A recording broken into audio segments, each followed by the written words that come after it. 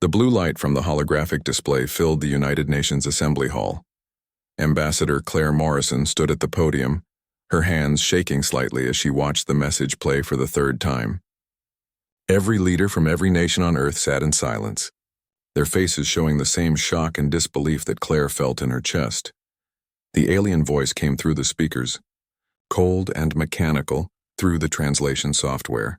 By unanimous vote of the Galactic Council, humanity is hereby declared incompatible with civilized space. Effective immediately, Earth and all human settlements are quarantined. Any attempt to leave your designated zone will be met with immediate military response. You have 72 hours to recall all vessels.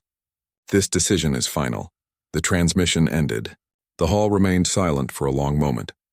Claire looked out at the hundreds of faces staring back at her. These were the most powerful people on Earth, and right now every single one of them looked lost. General Peter Hayes stood up first, breaking the silence. His voice was steady, controlled. How much time before they seal us in? Claire swallowed hard before answering.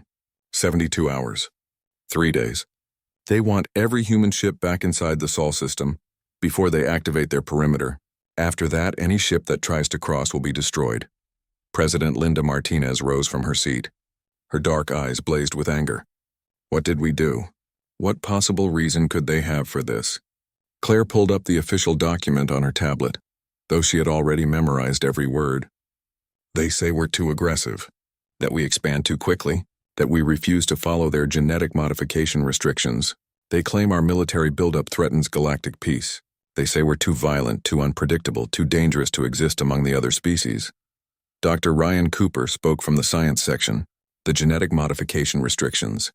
They mean our refusal to weaken ourselves, to limit our own biology because it makes them uncomfortable that we're improving too fast. Admiral Karen Foster stood up, her military uniform crisp despite the late hour. They're afraid of us. This isn't about what we've done, it's about what we might do. In 200 years, we went from basic nuclear power to faster-than-light travel. We've settled 30 star systems. Species that have been traveling through space for thousands of years are still stuck on their home worlds. They're not punishing us for being dangerous now. They're punishing us because we might become too powerful later. The room erupted. Everyone started talking at once. Voices rose in anger and fear. Claire let them argue for a minute before she slammed her hand on the podium. The sharp sound cut through the noise. Fighting each other won't change their decision, she said firmly. We need to focus on what happens next. General Hayes, where are our ships right now? Hayes pulled up a star map. Red dots appeared across dozens of systems, showing where human ships were currently operating. We have about 400 ships beyond the Sol system. Mining operations, survey vessels, colony transports, and military patrols. The closest ship is 6 days away at maximum speed. The furthest ships are 3 weeks out. Admiral Foster shook her head. Most of them won't make it. The Council fleet is already moving into position around our space. We've detected at least 50 capital ships forming a blockade. Any ship that doesn't return within 72 hours will be trapped on the other side. Or destroyed if they try to cross. President Martinez's jaw tightened. Send the recall order immediately. Every ship, every person. I don't care what they're doing or where they are. They come home now. Claire asked the question everyone was thinking. What about the colonies? The room went silent again. Humanity had established 7 colonies beyond the Sol system. Small settlements on distant worlds. Tens of thousands of people who had left Earth to build new lives among the stars. Families, children, dreams. We can't evacuate them in time, Hayes said quietly. Even if we sent every available ship right now, we couldn't bring them all back before the deadline. Then they stay, Martinez said. Her voice was heavy with the weight of the decision. We send them a message. Tell them to go dark. To avoid attracting attention. We hope the Council's quarantine only applies to ships moving between systems, not to settlements already established. Dr. Cooper leaned forward. Madam President, I think we need to consider something. This might be about more than just containing us. The Council has controlled galactic trade and technology for centuries. They decide who gets access to advanced knowledge. They control the major shipping routes. But humanity has been making deals directly with smaller species. We've been sharing our technology freely instead of hoarding it. We've been undercutting their monopolies. We've been asking questions about why the galaxy works the way it does. You think this is about economics, Claire said. I think this is about power. Cooper replied. We're too independent. We're growing too fast. We're not following their rules. This exile isn't punishment. It's elimination. They're cutting us off before we become too strong to control. Admiral Foster nodded slowly. If that's true, then we can't just accept this quietly. Humanity didn't fight its way up from caves and out to the stars just to be locked in a cage by species too scared of competition. What are you suggesting? Martinez asked, though her tone made it clear she already knew. I'm suggesting we don't make this easy for them, Foster said. Yes, we bring our people home. Yes, we pull back behind their perimeter, but we don't sit here and wait for them to decide what to do with us. We prepare, we build. We make sure that if they ever decide exile isn't enough, if they ever come for us, we make them pay for it. Claire looked around the assembly hall. She saw the same determination settling over every face. Fear was still there, but something else was rising beneath it. Defiance, strength, unity. 3 days, President Martinez said. We have 3 days to bring our people home and show the galaxy what humanity does when backed into a corner. General Hayes, Admiral Foster, I want full military mobilization.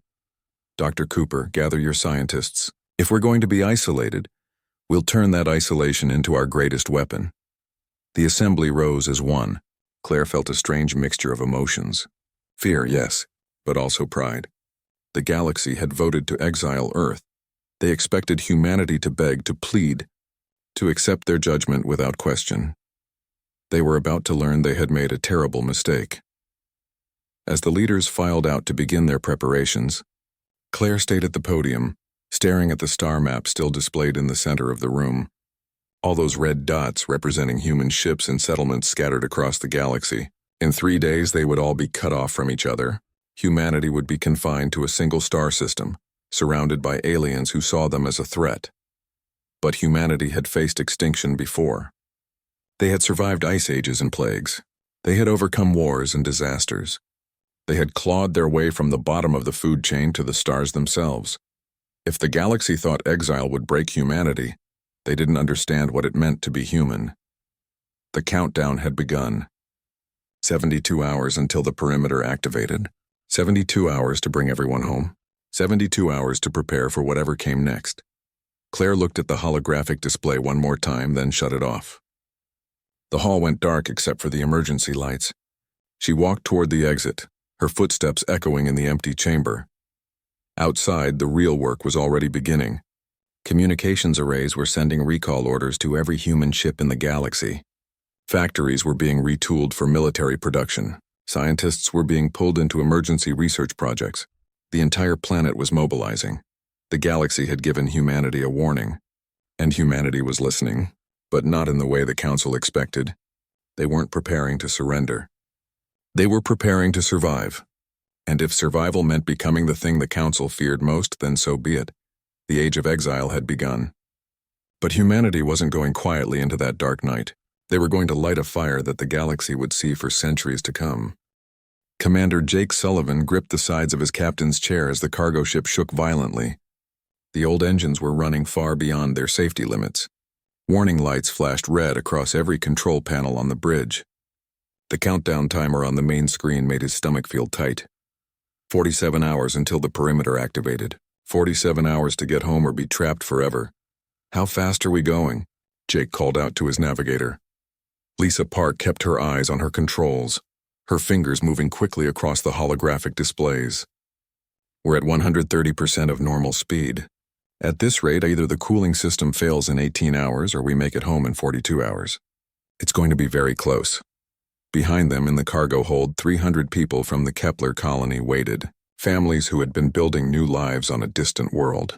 They had left everything behind. Houses, belongings, dreams. They carried only what they could hold in their hands as they ran for the ship. Engineering, what's your status? Jake asked. Marcus Webb's voice came through the speakers, strained and tired. The engines are too hot, Captain. We're pushing heat out as fast as we can, but we're way past the red line. If we go any faster, the whole system might fail. If we don't go faster, we'll never make it home, Jake said. Keep those engines running, Marcus. Do whatever you have to do. Yes, Captain, the communications console beeped. Danny Price, their comm officer, turned in his seat. Sir, we're getting distress calls from the mining station at Ross. They have 200 people but only one working transport. The ship can't carry everyone. Jake felt his chest tighten. The same thing was happening all across the galaxy. Humanity scrambling to get home. People making impossible choices about who would live and who would be left behind. How long before they can reach the perimeter? Jake asked. 53 hours if they leave right now, Danny said. But they'd have to leave half their people at the station. Jake thought fast. Tell them to strip everything non-essential from the ship. Remove every piece of equipment that isn't bolted down. Pack people into every available space. They might not have enough life support for everyone, but we can deal with that problem later. At least they'll be alive. Sir, Admiral Foster just sent new orders, Lisa said. All military ships are delaying their return to help with evacuations. A destroyer squadron is 3 systems away from Ross. Good. Tell the miners help is coming. Tell them to hold on. Jake pulled up the tactical map. It showed hundreds of points of light all moving toward Earth. Human ships racing home like moths to a flame. But he could also see other points. Distant ones that blinked and then went dark. Ships that were too far away. Colonies that couldn't be evacuated. People hiding, hoping the Council would forget about them. The main screen changed to show an incoming transmission. Admiral Foster's face appeared. She looked tired, but her voice was strong. All ships, this is Admiral Foster. I know your vessels are falling apart. I know you're making hard choices about who lives and who doesn't. But I need you to understand something. This retreat isn't surrender. Every ship that makes it home is a victory the Council didn't want us to have. They expected thousands of casualties. They expected panic and chaos. Instead, I'm seeing the greatest rescue operation in human history. You're all heroes. Every single one of you. Foster out. The transmission ended. Jake felt a surge of pride despite the desperate situation. Around the bridge, his crew sat straighter. Their hands were steadier. Captain, I'm detecting something ahead, Danny said suddenly. His voice was urgent. Big energy signatures. Is a Council patrol fleet. 14 ships. They're on an intercept course. Jake's blood went cold. How long until they reach us? At our current speed, 12 minutes. Can we go around them? Lisa shook her head. Not without adding 6 hours to our trip. We'd never make the deadline. Jake stared at the tactical display. 14 warships against 1 cargo hauler full of civilians. There was no fight here, only a choice. Turn away and miss the deadline or try to run past them and probably get destroyed. Captain, they're sending a message, Danny said. Audio only. Put it through. A mechanical voice filled the bridge. Human vessel, you are approaching the boundary ahead of schedule. Change your course and wait in the designated area. You will be allowed to cross after the official deadline. Jake understood immediately. They were trying to delay the ship. Make them waste hours. Hours that might mean the difference between getting home and being trapped forever. Negative, Council Fleet, Jake said, keeping his voice calm. We are within our allowed time frame. We have every right to proceed. Your current path will bring you across the boundary 37 hours before the deadline. This is not acceptable. Change course now or we will disable your ship. Lisa looked at him, her eyes wide. They're charging weapons, Captain. Jake made his decision. All hands prepare for evasive action. Lisa, plot the craziest course you can that still gets us home. Danny, broadcast our transponder on all frequencies. I want every ship in the area to know what's happening. Marcus, give me everything the engines have. Sir, they'll shoot us, Lisa said. Maybe, Jake agreed. But they're betting we'll run away. They think we're afraid. Let's show them what humans do when cornered. Go. The cargo hauler surged forward. Lisa flew it like a fighter, weaving and spinning between the larger Council ships. The Council vessels scrambled to adjust their positions, trying to target the small, fast-moving ship. Weapons lock. They're firing, Danny shouted. Energy beams cut through space, passing close to the hull. Lisa threw the ship into a spinning dive. Alarms screamed as one shot hit their shields. The protective barrier flared bright and then went dark. Shields down to 30%. Marcus called from engineering. Another hit like that and we're finished. Keep moving, Jake ordered. The cargo ship dove between 2 Council cruisers so close that Jake could see into their windows. Lisa pushed the ship through a gap that seemed impossibly small. They emerged on the other side with the Council fleet trying to follow. We're through, Lisa said, breathing hard. They're not following. I think we surprised them. Jake let out a breath he didn't know he was holding. Maintain maximum speed. Get us home. Behind them, the Council ships held their position. Jake knew they would file reports. They would complain about human aggression and recklessness. Let them, he thought. Let them write whatever they want. Humanity was going home, and nothing would stop them. All across the galaxy, similar scenes played out. Human ships dodging council blockades, negotiating, fighting when necessary. The exodus became a race, a test of will, and humanity was passing that test with a defiance that shocked the galaxy. Ships pushed their engines past breaking points. Crews went without sleep for days. Civilians huddled in cargo holds with barely enough air to breathe. But they kept coming. They kept racing toward home. Some ships didn't make it. 12 were destroyed by council forces when they refused to turn back. Others broke down in deep space, their engines finally giving out. But rescue ships went after them, towing the dead vessels home even as their own systems failed. When the deadline finally arrived, 417 ships had made it back to Earth. 12 had been destroyed. 31 had been forced to stay beyond the perimeter, their crews joining the scattered colonists in hoping the quarantine would protect them rather than kill them.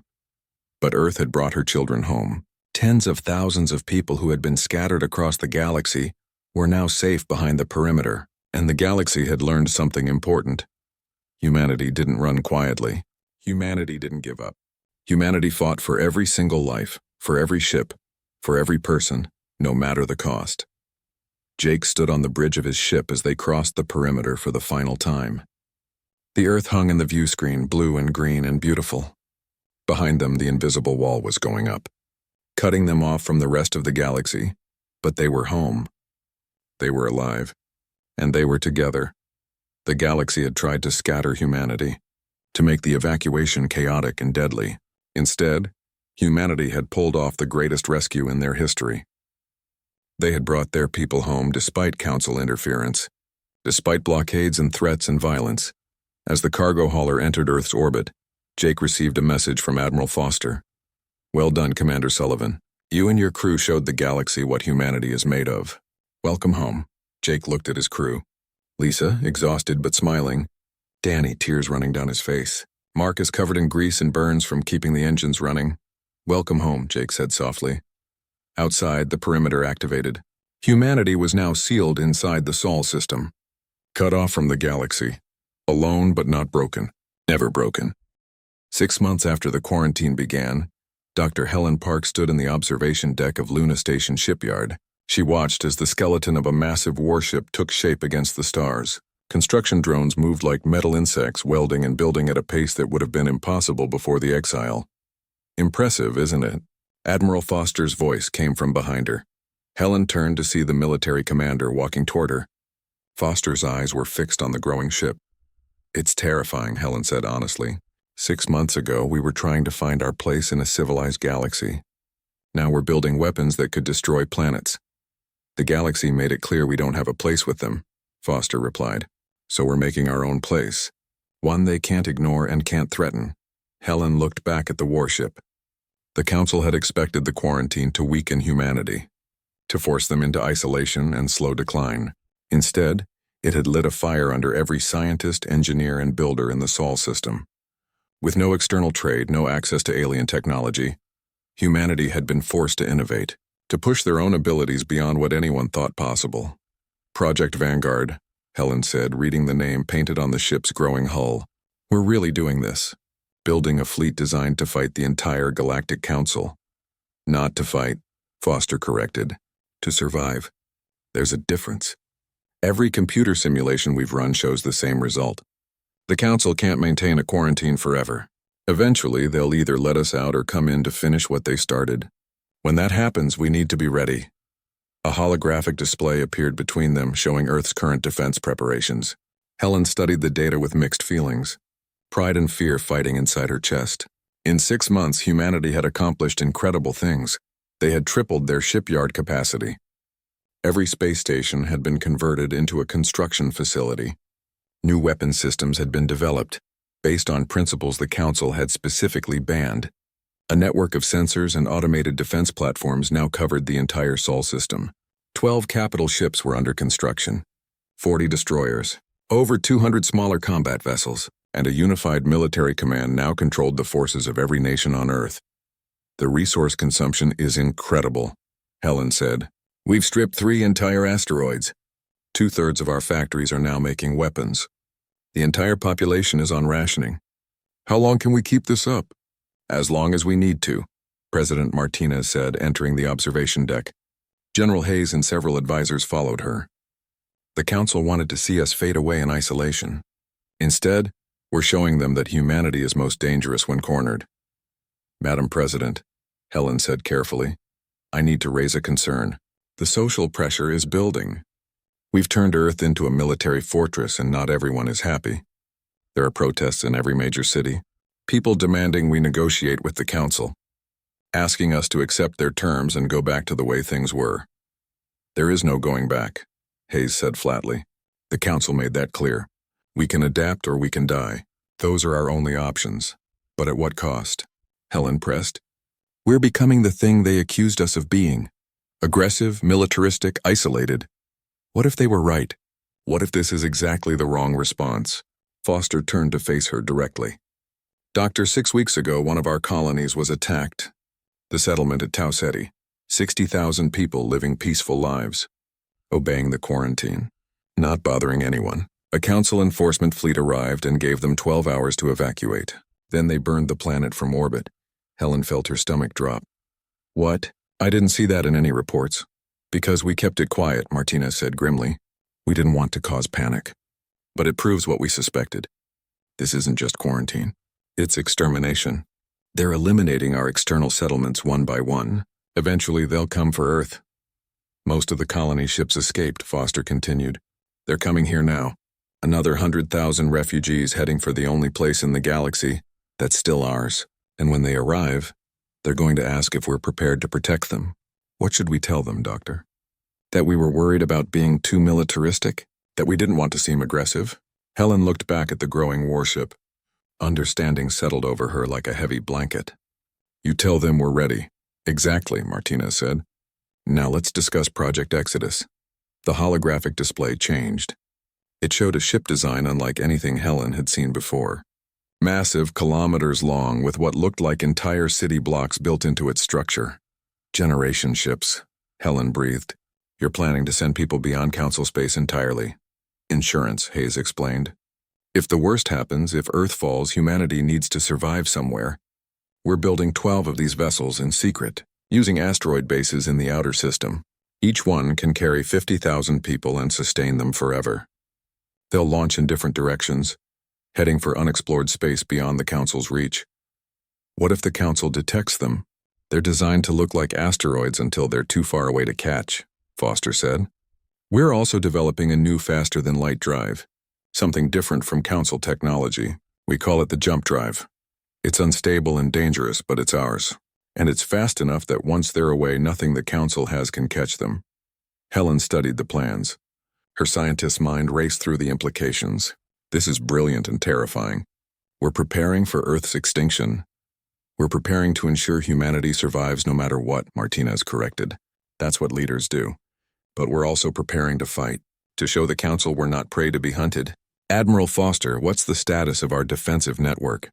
Foster pulled up a new display showing the Sol system covered in weapons platforms.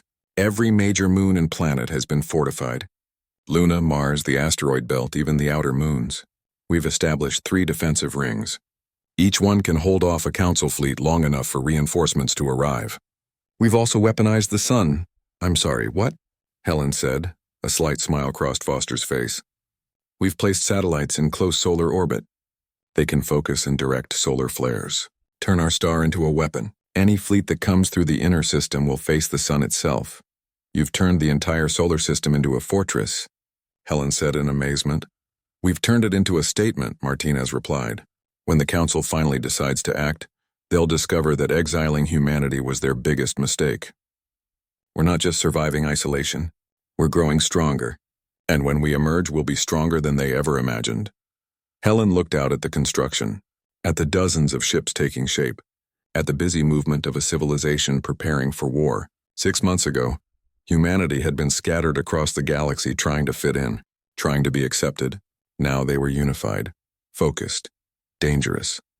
Dr. Ryan Cooper joined them on the observation deck. The new weapons systems are exceeding expectations. We've developed energy shields that can withstand 3 times the punishment of Council technology. Our missile systems have twice the range, and our new fighters are faster and more maneuverable than anything in their fleet. How did we advance so quickly? Helen asked. Cooper smiled. Necessity and freedom. The Council has been using the same technology for thousands of years. They're stuck in their ways, afraid to innovate because innovation means change, and change means risk.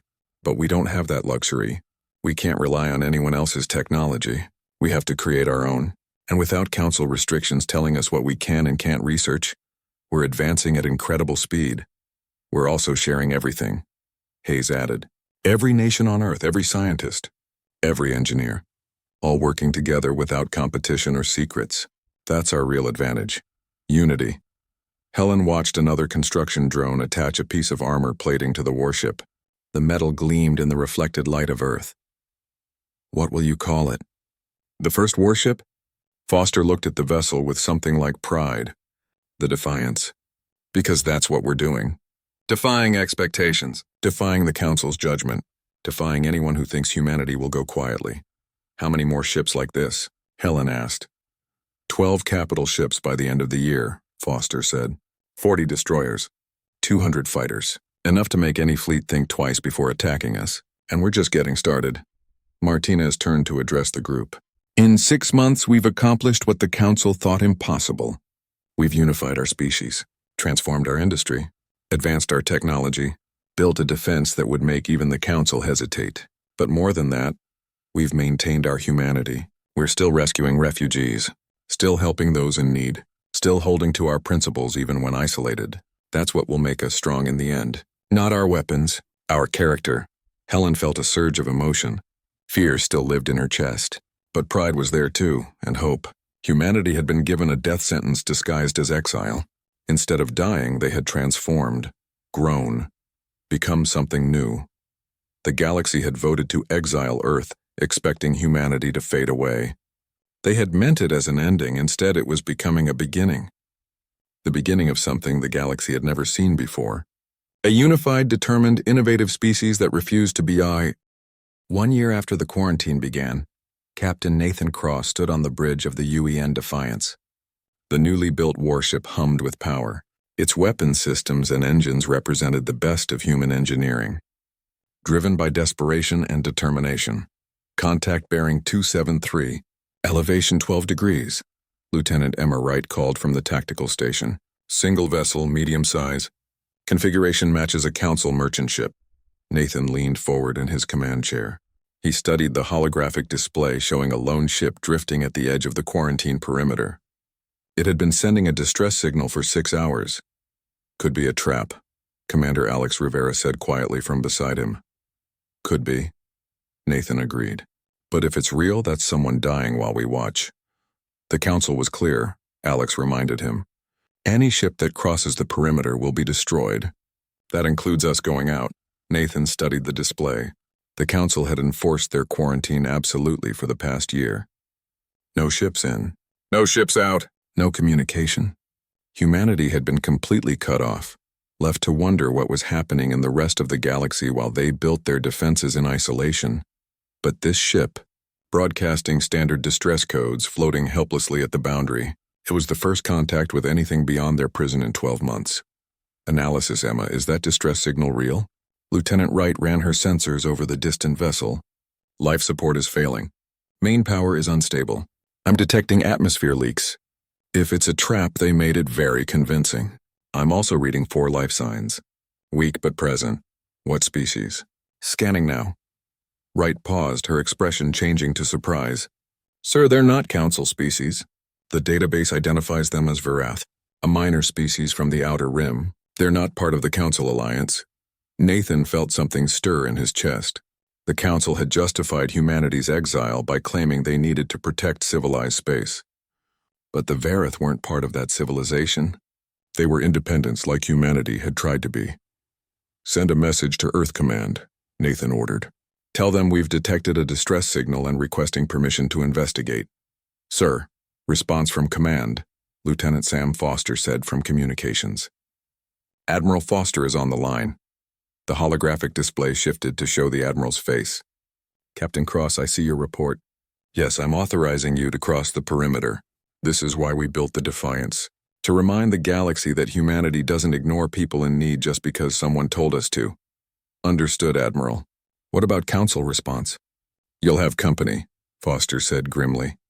3 Council patrol ships are within sensor range. They'll intercept you the moment you cross. That's why you're taking the Atlas and the Vanguard with you. 3 ships. Enough to make a statement without starting a war. And if they decide to start a war anyway, Foster's expression hardened. Then you make them regret it, Captain. But try to bring everyone home alive. Foster out. The transmission ended. Nathan looked at his crew. Young faces, most of them. People who had signed up for exploration and discovery, now trained for combat. The Exile had changed everyone. Helm, set course for that distress signal, Nathan ordered. Maximum speed. Emma, power up all weapons but keep them on standby. Don't be provocative, but be ready. Sam, broadcast our intentions on all frequencies. I want the Council to know exactly what we're doing and why. The Defiance surged forward. Its 2 escort vessels fell into formation on either side. As they crossed the quarantine perimeter, alarms sounded across the bridge. Multiple contacts. Emma called out. 3 Council vessels moving to intercept. Identifying them as enforcement frigates. Heavily armed. Incoming transmission, Sam said. On screen, an alien face appeared. The translation software rendered its words in flat, emotionless English. Human vessel, you have violated quarantine. Power down immediately and prepare to be detained. Nathan stood, straightening his uniform. This is Captain Nathan Cross of the United Earth Navy. We're responding to a distress call from a civilian vessel. 4 beings are dying while you block our path. Stand aside. The quarantine applies to all vessels, the alien responded. Your interference is not required or permitted. Return to your space immediately. Not happening, Nathan said flatly. We're saving those people whether you like it or not. You can help, you can watch, or you can try to stop us. But understand what that third option means. We're not the scattered ships you've been bullying for the past year. We're not running and we're not afraid of you. The alien's expression shifted. You threaten violence? I'm promising rescue, Nathan corrected. You're the one making it violent. Now move or we'll move you. Silence hung across the channel. Then the Council ships began powering weapons. They're targeting us, Emma said, her voice tight. Weapons hot and locked on. Raise shields, charge main batteries, but do not fire first, Nathan ordered. Let the record show they started this. Sam, are you recording? Every second, sir. Broadcasting back to Earth Command and on open channels. The 3 human ships and 3 Council ships faced each other across empty space. Weapons charged, shields raised, each side waiting for the other to blink first. Then another voice cut through the tension. Human ships. This is the merchant vessel Distant Hope. We see you coming, and are grateful. Please, our children are dying. We did nothing wrong. We were just in the wrong place when the Council enforced their blockade. Please help us. Nathan felt his jaw tighten. You heard them, Council ships. Children are dying. Are you really going to let that happen because you're too proud to let humans help? Another long pause. Then the Council ships powered down their weapons and moved aside. The alien commander's voice was full of contempt. Save your civilians, humans. But understand this. Every violation will be noted. Every infraction recorded. You are building a debt that will come due eventually. We'll worry about that later, Nathan said. Right now, we have people to save. The Defiance moved past the Council ships and approached the damaged merchant vessel. Over the next 2 hours, Nathan's crew worked to evacuate 4 Verith civilians, a family fleeing a war in their home system. Parents and 2 children, weak from oxygen loss and cold, were brought aboard and given medical care. As the Defiance prepared to return to Sol, the Verith father approached Nathan in the medical bay. He was tall with crystalline skin that reflected light in rainbow patterns. Captain Cross, he said through the translation device, his voice weak but sincere. You crossed a line your species was forbidden to cross. You risked war to save strangers. Why? Nathan looked at the Verith children, small beings wrapped in thermal blankets, breathing oxygen-rich air that was slowly restoring their strength. Because it was right. Humanity decided long ago that we don't leave people to die just because it's convenient. And the galaxy needs to remember that exile doesn't change who we are. The Council will punish you for this, the Verith father said. They will use this as justification for harsher measures. Let them try, Nathan replied. For a year we've been behind their wall, building, preparing, waiting. They wanted us isolated. They wanted us forgotten. Today we reminded them that humanity is still here. We're not hiding and we won't stop doing what's right no matter what they say. The Vareth father was quiet for a moment. My people have lived under council rule for 3,000 years. We have never seen anyone defy them like this. You are either very brave or very foolish. Maybe both, Nathan said with a slight smile. But we're also still human. And that means something. As the Defiance crossed back into human space, Nathan watched the council ships maintain their position at the perimeter. They hadn't fired, hadn't tried to stop the rescue after that initial confrontation. Because for all their threats, they had learned something today. Humanity could be exiled, could be walled off and isolated. But they couldn't be controlled. Couldn't be made to abandon their principles just because someone said they should. Back on Earth, Admiral Foster watched the recording of the rescue. She saw Nathan face down 3 warships without backing down. She saw the council ships move aside rather than start a fight. She saw humanity cross the perimeter and come back without asking permission. She smiled. This was exactly what they needed. Not just weapons and ships, but proof that humanity hadn't changed. That exile hadn't broken them or made them cruel. They were still the species that risked everything to save 4 strangers. News of the rescue spread across Earth within hours. People celebrated in the streets, not because they had won a military victory, but because they had proven something more important. They were still human, still good, still willing to help others even when it cost them. In the weeks that followed, more distress calls appeared at the perimeter. Some were real, some were traps. But each time human ships crossed the line to investigate, each time they saved lives. And each time the council ships watched but didn't interfere. The galaxy was learning a new truth. Humanity had been exiled but not defeated, isolated but not broken. And every rescue mission sent the same message to the species watching from beyond the perimeter. Humanity was still here, still strong, still defiant. And nothing the council did would change that. The age of exile had become something else. An age of resistance. An age of proving that walls and threats couldn't contain the... 2 years after the quarantine began, Ambassador Claire Morrison sat in the Earth Defense Command Center. She watched a holographic display showing something unprecedented. The Galactic Council was fracturing. Reports confirmed, General Hayes said, standing beside her.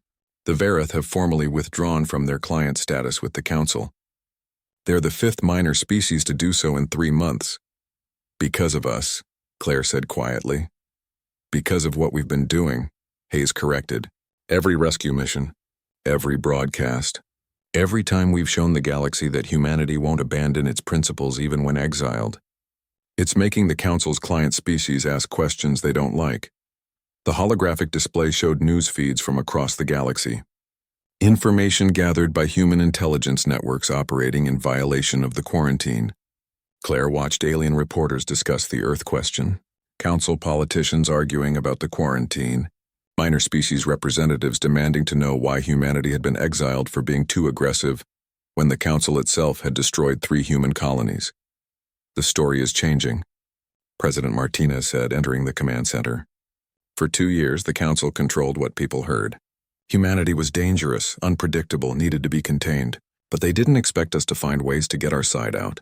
Those rescue missions aren't just saving lives. They're showing the galaxy who we really are. And showing we're willing to fight, Admiral Foster added. The Council has tried to stop 6 of our rescue missions in the past year. Every time we've faced them down. Every time they've backed off. They're learning that enforcing this quarantine costs more than they want to pay. Claire studied the intelligence reports. Humanity's exile had created an unexpected result. It had forced dozens of minor species to choose sides. Some supported the Council, accepting their version of events. But others, especially those who had dealt with humans before the quarantine, had started questioning. And when the Council destroyed human colonies, it crossed a line many species found disturbing. We received a communication, Claire said, pulling up a secured file, not through official channels. Through the network we've been building with independent species. A delegation from the Varath, the Kelmar, and the Threen wants to meet with us, outside Council awareness. It's a trap, Hayes said immediately. Maybe, Claire agreed. Or it's the opening we've been waiting for. These 3 species represent dozens of others.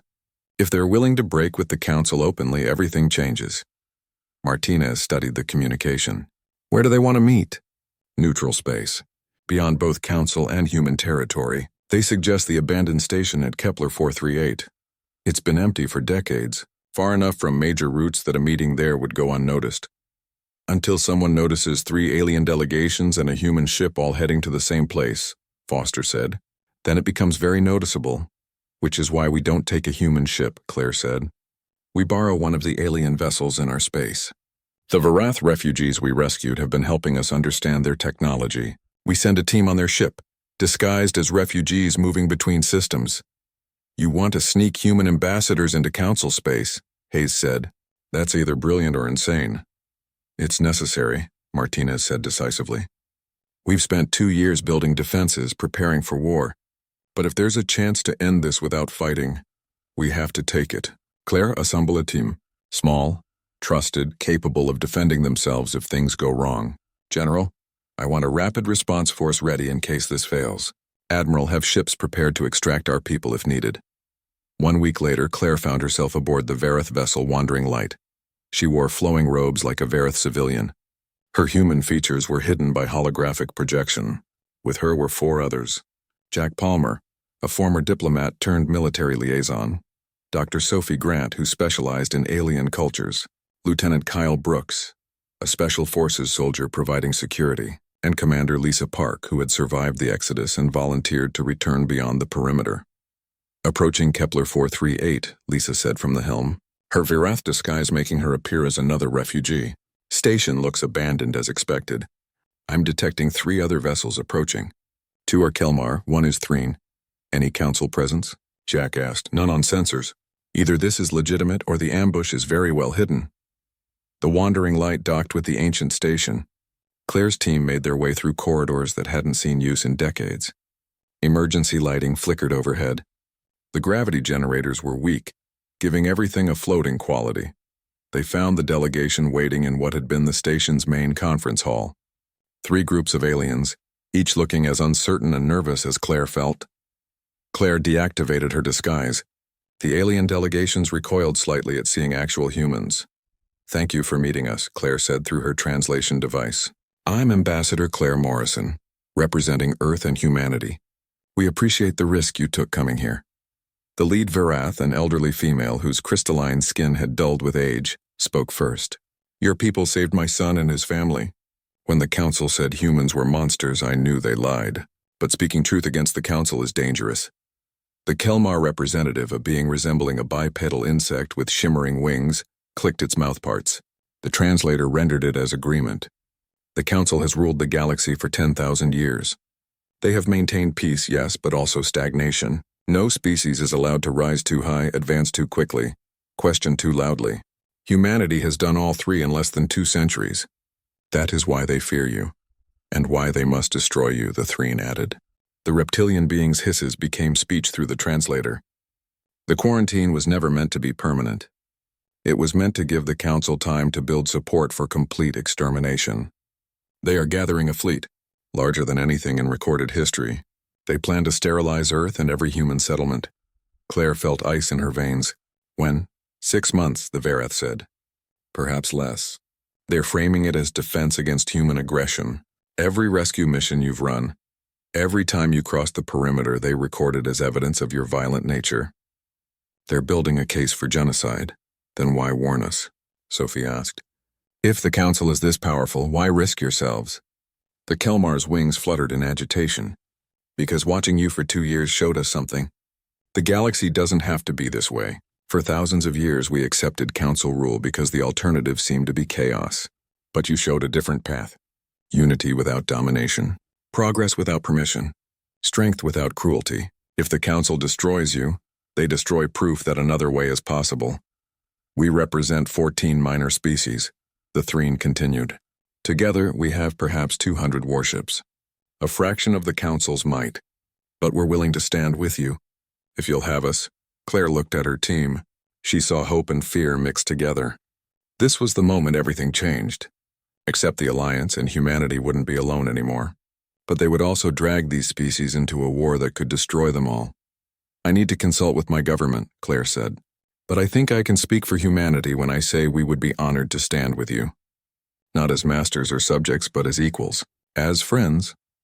The Council will call it rebellion, the Varith warned. They will come for all of us. Then we meet them together, Jack said firmly.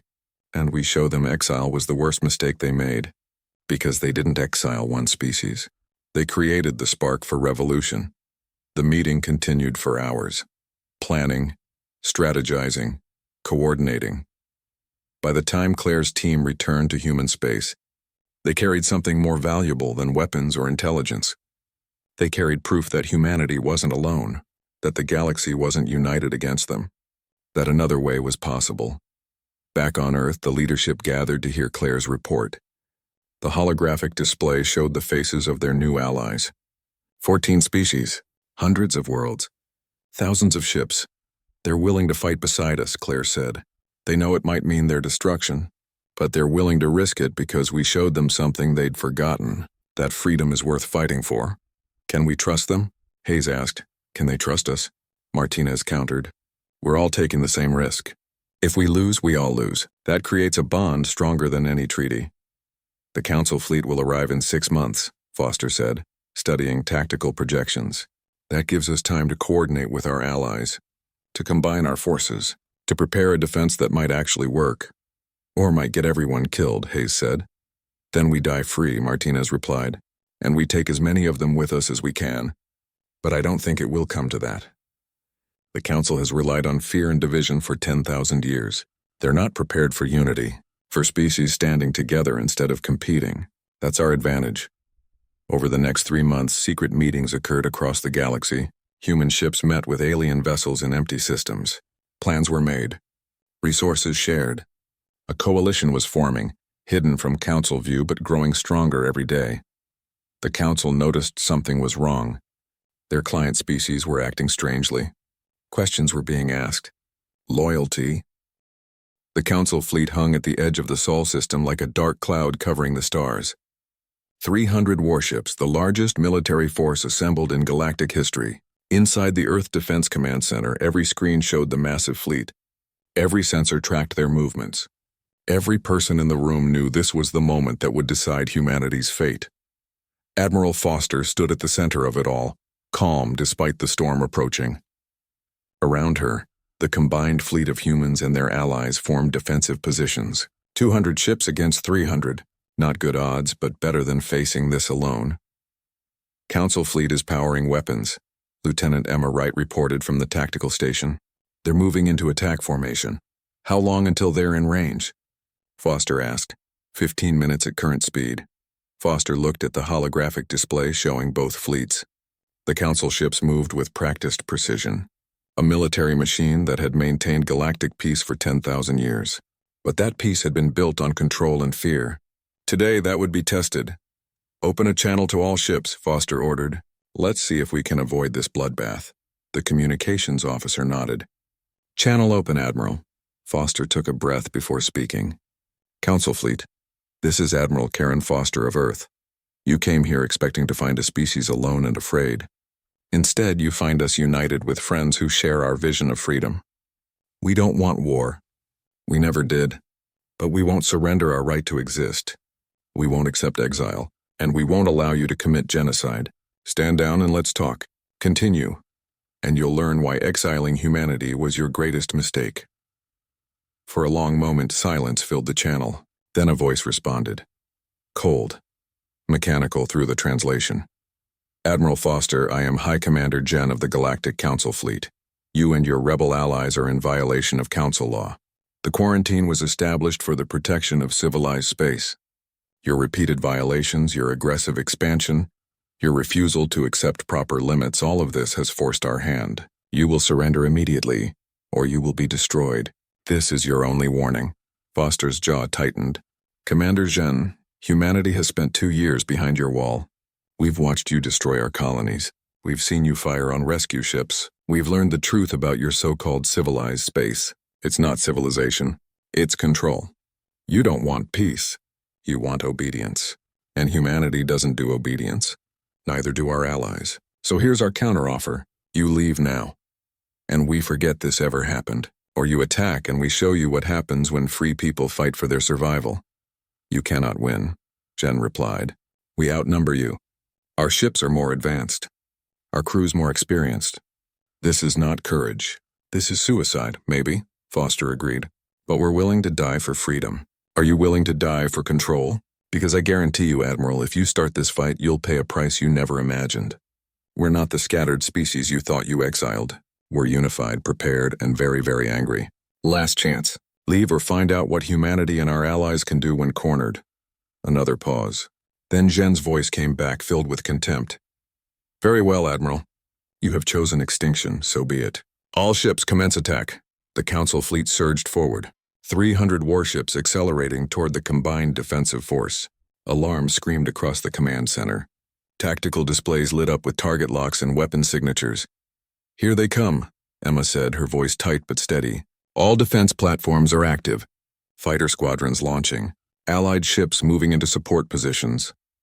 Foster watched the display with the calm of someone who had prepared for this moment for 2 years. Target their command ships first. Make them pay for every meter they advance. And Emma, activate the solar array. Solar array activating now. High above the sun, dozens of satellites that had been placed in close solar orbit came online. They had one purpose: to focus and direct the massive energy of Earth's star. As the Council fleet moved through the inner system, thinking themselves safe, the satellites began their work. Solar flares, contained and directed by human technology, lanced out from the sun. Beams of pure stellar energy struck the lead Council ships. Shields flared and died. Hulls melted. 5 ships were destroyed in the first salvo. 10 more were crippled. Direct hits, Emma shouted. Their forward elements are breaking formation. But the Council fleet didn't retreat. They had numbers and experience. They adjusted their approach, spreading out to avoid the solar weapons targeting. Return fire hammered into the human defensive lines. Energy beams and missiles filled the space between the fleets. The Defiance, with Captain Nathan Cross commanding, led the human vanguard. His ship danced between Council vessels, its advanced shields absorbing punishment that would have destroyed older ships. The Defiance's weapons tore into a Council cruiser, punching through shields and armor. The enemy ship exploded in a brief flash of light. Good kill, Nathan said calmly. Target the next one. Around him, the combined fleet fought with desperate determination. Verath ships used their crystalline hulls to refract energy weapons, turning attacks back on their attackers. Kelmar vessels swarmed like insects, their small size making them hard to hit. Threen cruisers used their superior speed to strike and fade, hitting weak points and vanishing before return fire could catch them. But the Council had numbers. For every Council ship destroyed, they took down 2 Allied vessels. The mathematics of the battle were brutal and clear. The defenders were losing.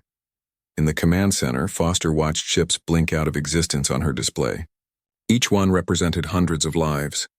People who had chosen to stand with humanity, who believed freedom was worth dying for. Admiral, we're losing too many ships, Hayes said quietly beside her. We need to do something or we'll be overwhelmed. Foster nodded slowly. She had known this moment would come, had prepared for it. Emma, are the Generation ships ready? Wright checked her console. All 12 Generation ships are standing by in the outer system. Ready to launch on your command. Send the signal. Tell them to run. Get humanity to safety. Admiral, no, Hayes protested. If they launch now, the Council will detect them. They'll hunt them down. Not if we keep the Council busy here, Foster replied. Not if we make sure every Council sensor is focused on this battle. Those ships carry the future of humanity. Our children, our hope. If we fall here, they'll carry on. That's what matters. Hayes looked at her for a long moment, then nodded, understanding and respect in his eyes. The Generation ships, hidden among the asteroids and ice of the outer system, began their journey. 12 massive vessels, each carrying 50,000 people. They activated their experimental jump drives and vanished into unexplored space, heading in different directions. Carrying humanity to places the Council would never find. In the battle, the fighting intensified. The Council pushed harder, sensing victory, but the Allied fleet didn't break.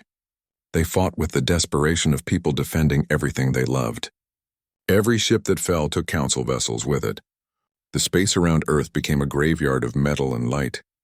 Then something unexpected happened. New contacts appeared on the sensors. Dozens of them. Hundreds. Admiral, we're detecting multiple fleet signatures entering the system, Emma said, her voice rising with hope. They're not Council. I'm identifying them as ships from minor species. Dozens of different species. They're broadcasting support messages. Foster felt her heart leap. The call had gone out across the galaxy. A call for any species that valued freedom over control. Any people who wanted to stand against the Council's tyranny. And they had answered. New ships poured into the system. Not organized. Not professional military. Merchant vessels with weapons bolted on. Mining ships converted to carriers. Pleasure craft turned into fighters. But there were hundreds of them, and they all carried the same message. For freedom. For Earth. For all of us. The tide of battle shifted. The Council fleet found itself surrounded. Attacked from all sides by species they had dismissed as weak and irrelevant. The mathematics changed. Now the Council was outnumbered. High Commander Jen's voice came through the channels, no longer cold and confident. All Council ships fighting withdrawal. Reform at Rally Point Beta. We need reinforcements. The Council fleet began pulling back, their perfect formation breaking apart under pressure from all sides. Ships that had ruled the galaxy for 10,000 years were running from a coalition of species they had considered beneath notice. Foster allowed herself a small smile. All ships pursue but don't overextend. Let them run. They came here to destroy us. Let them go home and explain how they failed. As the Council fleet retreated, jumping to faster than light speed to escape, the combined fleet of free species held their position around Earth, damaged but not defeated. Bloodied but not broken, Foster looked at the holographic display showing their losses. 30 human ships destroyed, 50 Allied vessels gone, thousands of lives lost. But they had won. Against impossible odds, they had driven back the Council fleet. Damage report, she ordered. Heavy casualties across all fleets, Hayes reported. But Earth is intact. Luna is intact. Mars is intact. We held the line. Foster nodded slowly. Send a message to all Allied ships. Thank them. Tell them today we proved something.